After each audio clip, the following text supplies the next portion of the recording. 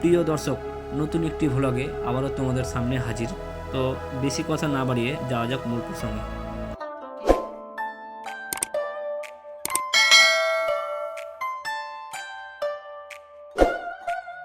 মালদা জেলার গড়ে অবস্থিত ঐতিহাসিক এবং প্রাচীন মসজিদ বড়সোনা মসজিদ বা বারোদুয়ারি মসজিদ।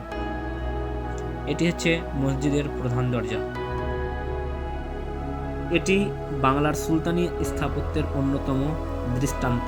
এটির নির্মাণ সুলতান আলাউদ্দিন হোসেন শাহ শুরু করলেও 1526 খ্রিস্টাব্দে তার পুত্র নাসিরউদ্দিন নসরত শাহ দ্বারা সম্পন্ন হয়েছিল। মসজিদের দুপাশে দুটি এবং সামনে মোট 3টি দরজা রয়েছে। মসজিদটি 11টি প্রবেশপথ, 2টি প্রসাধন, 4টি কোণার টাওয়ার এবং একটি প্রশস্ত উঠান নিয়ে গঠিত, যার ব্যাস প্রায় 70 মিটার।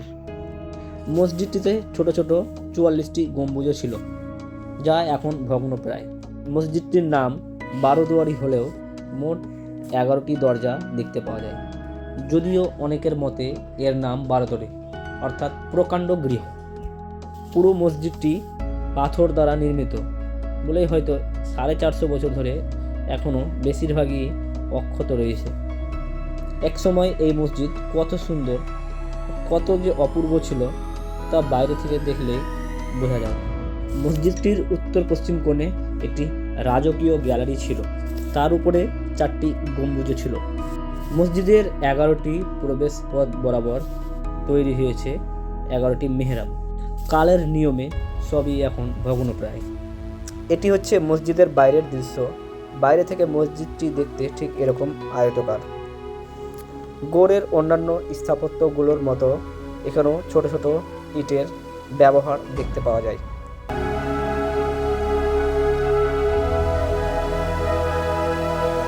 এটি হচ্ছে মসজিদের ভেতরের অংশ। এখন ধ্বংসাবশেষ ছাড়া সেরকম কিছুই লক্ষ্য করা যায় না। এর ভেতরে রয়েছে যে গম্বুজগুলি, এই গম্বুজগুলি এখনও দৃশ্যমান রয়েছে। যারা ইতিহাস প্রেমিক তাদের মন অবশ্যই আকৃষ্ট হবে এখানে এসে। এটি হচ্ছে মসজিদের মেন করিডোর। মালদা জেলায় যেসব প্রাচীন স্থাপত্যগুলো রয়েছে সেই স্থাপত্যগুলোর মধ্যে এই বড়সোনা মসজিদ অন্যতম। বড়সোনা মসজিদটি পশ্চিমবঙ্গে অবস্থিত হলেও ছোট সোনা মসজিদটি বর্তমান বাংলাদেশের চাঁপাইনবাবগঞ্জে অবস্থিত। প্রিয় দর্শক, আজকের ব্লগ এখানেই শেষ করছি।